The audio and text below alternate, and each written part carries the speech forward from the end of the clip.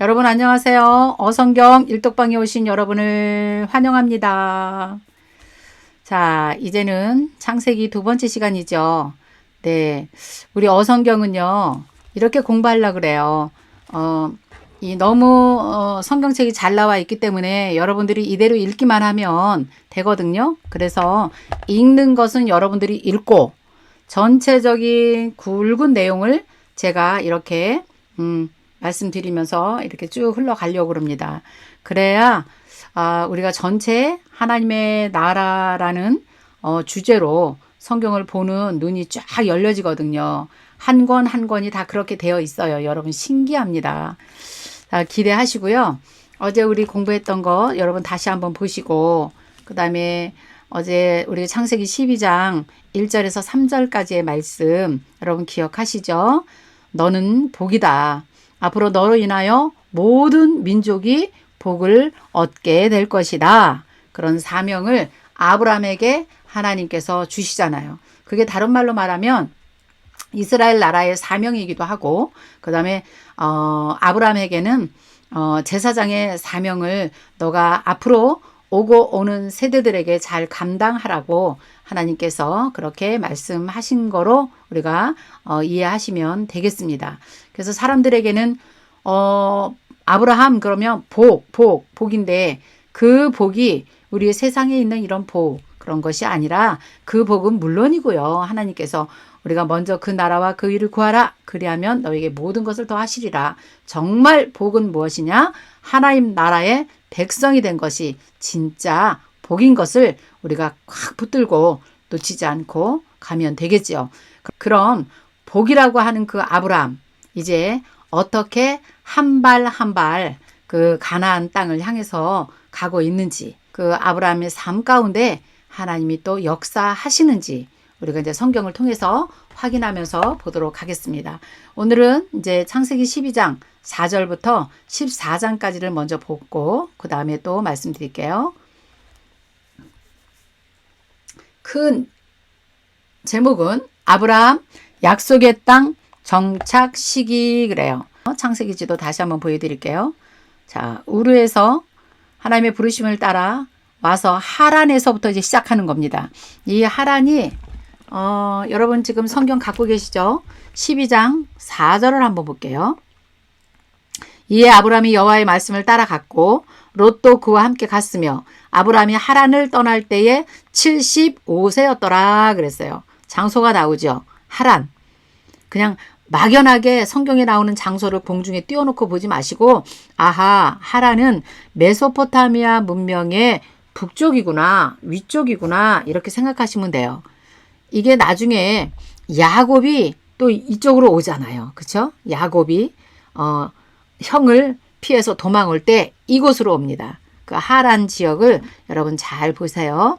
그리고 5절에 보니까 아브라함이 그의 아내 사레와 조카 롯과 하란에서 그동안에 모은 모든 소유와 얻은 사람들을 이끌고 가나안 땅으로 가려고 떠나서 마침내 가나안 땅에 들어갔더라. 그렇게 되어 있잖아요.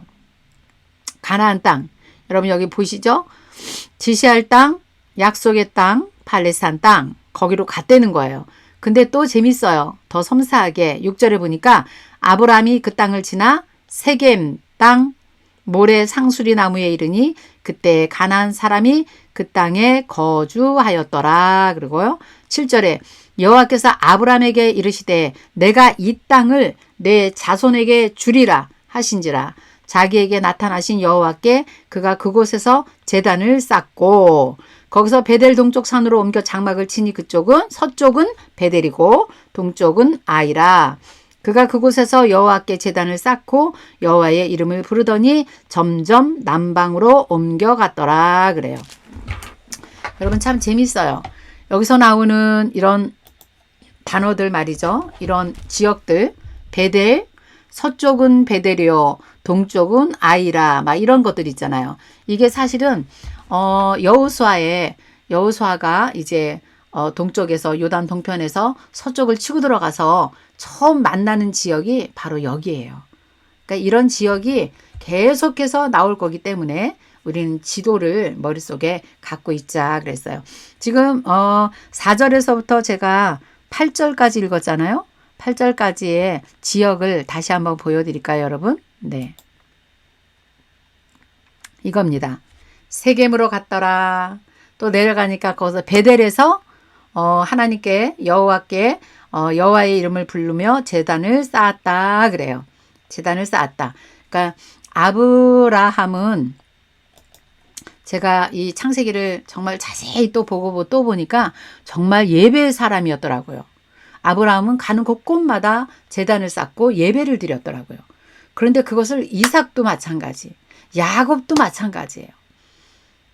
정말 대단해요. 그래서 아브라함의 하나님, 이삭의 하나님, 야곱의 하나님이라고 지금도 우리가 그렇게 말하는 것 같아요. 정말 예배의 사람이었던 것을 알 수 있습니다.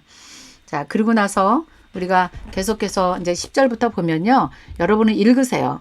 10절에 보면 이제 기근이 들어갔고 아브라함이 애굽으로 내려가잖아요. 애굽으로 내려가서 자기 아내를 바로 왕에게 누이라고 속이고, 그래서 나중에는 너 그 일로 인해서 바로가 재앙이 내릴 것 같다. 너 왜 나한테 속였냐? 당장 떠나라. 그래가지고 아내를 데리고 다시 오죠. 그래서 13장 같은 내용은 아브라함이 애굽에서 그와 그의 아내와 모든 소유와 롯과 함께 네겝으로 올라가니, 그랬어요. 네겝으로 올라가니 아브라함에게 가축과 은과 금이 풍부했다. 그가 네겝에서 길을 떠나 베델에 이르며 베델의 사이에서 다시 또 장막을 쳐서 여호와의 이름을 불렀더라 그랬어요. 자, 13장은요, 여러분, 이 이집트로 내려간 거예요. 가나안 땅에서 정착을 하려고 했는데 흉년이 들었잖아요. 가뭄이 와서 어디로 갔어요? 이집트로 내려갔다가 지금 13장 내용은 다시 네겝으로 올라와서 다시 올라가서 베델에서 다시 하나님을 예배했다. 그런 내용입니다. 네. 그러니까 이렇게 이제 아브라함이 가족들을 데리고 내려갔다가 다시 또 올라왔는데 그 예배했던 그 베델 자리로 다시 올라왔구나. 이런 것도 여러분 보시면 되겠어요. 어쨌든 하나님께서 가나안 땅에 아브라함 보내시고 이제 앞으로 너는 여기서 정착할 거야. 너의 땅이야. 이 땅이. 그렇게 하나님이 직접 보여주신 것을 볼 수 있고요.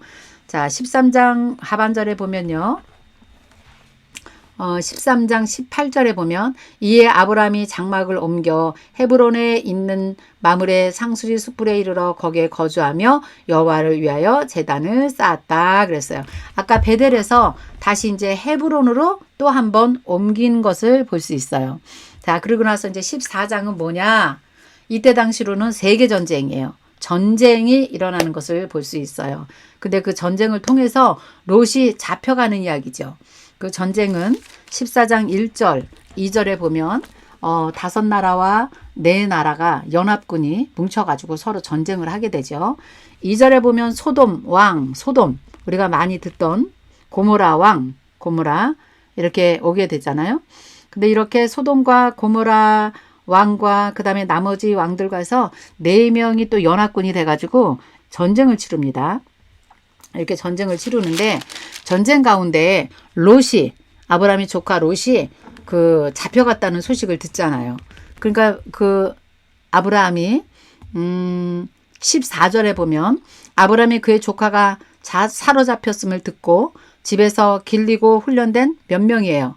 318명을 거느리고 단까지 쫓아가서 그와 그의 가신들이 나누어 밤에 그들을 쳐 부수고 다메섹 왼편 호바까지 쫓아가 16절 모든 빼앗겼던 재물과 자기의 조카 롯과 그 다음에 그의 재물과 또 부녀와 친척들을 다 찾아왔다 그랬어요. 어쨌든 318명 훈련된 군사들을 데리고 아브라함이 그 강력한 연합군을 쳐 부수고요. 조카와 그의 가족들과 뭐 여기 보니까 뭐 친척들과 모든 재물을 다 찾아왔다 그렇게 말하고 있네요.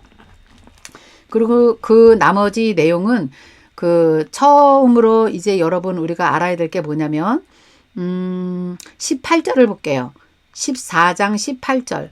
처음으로 이제 11조 이야기가 나와요. 여러분 많이 듣던 얘기죠. 멜기세덱에게 11조를 주었다. 아브라함이 그 내용이거든요. 자, 살렘 왕. 당시에 멜기세덱이 떡과 포도주를 가지고 왔어요. 그는 지극히 높으신 하나님의 제사장이었더라. 당시에 멜기세덱은 제사장이었구나라는 그런 정보를 우리가 알 수 있겠죠. 그런데 19절, 그가 아브라함을 이렇게 축복하면서 하나님을 찬양합니다. 천지의 주제시여 지극히 높으신 하나님이여 아브라함에게 복을 주시옵소서. 너희 대적을 그 대적을 아브라함 내 손에 붙이신 이는 지극히 높으신 하나님이시다. 그분을 찬송할지어다. 이렇게 멜기세덱이 아브라함에게 말합니다. 그러니까 아브라함이 그 얻은 것에서 10분의 1을 멜기세덱에게 주죠. 이게 이제 첫 번째 11조에 관한 그 말씀이 여기에 나온 것이죠.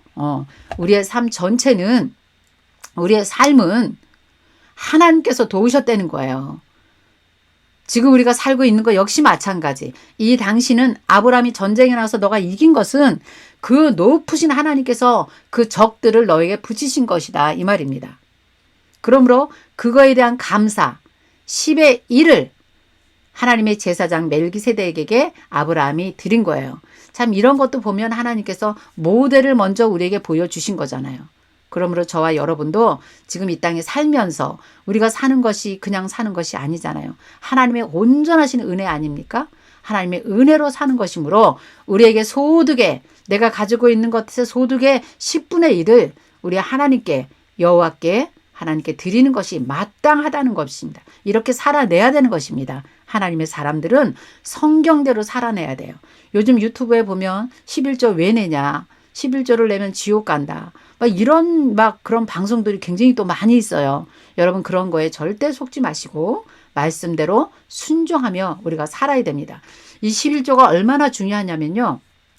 이제 우리가 레위기 공부할 거거든요. 레위기에도 보면요. 10분의 1을 하나님께 드리라는 거예요. 그 10분의 1을 가지고 레위인들이 살아야 돼요. 그래서 그 레위인들이 하나님의 말씀을, 지금 저처럼 하나님의 말씀을 오고 오는 세대들에게 계속 뭐 하라 그러냐, 말씀 가리키는 일만 레위인들을 하라 그래요. 그럼 레위인들이 어떻게 살까요? 10의 1조를 갖고 레위인들이 사는 거예요. 하나님의 것으로, 하나님이 주시는 것으로 사는 것입니다. 그래야 하나님의 나라가 계속해서 오고 오는 세대들에게 하나님의 나라 정말 영원히 꺼지지 않는, 정말 다시 오실 그 예수 그리스도를 맞이하면서 우리가 보는 그날까지 우리가 살아내는 것은 말씀을 가리키고 말씀을 배우는 자가 있어야 사는 것이에요. 근데 그런 일을 누가 하냐? 레위인들이 하는 거예요. 10의 1조를 가지고. 너무 중요한 거거든요. 근데 여러분 이런 것을 잘 말씀으로 분석하시고 말씀대로만 우리가 살면 돼요. 여러분 속고 사시면 정말 안 됩니다.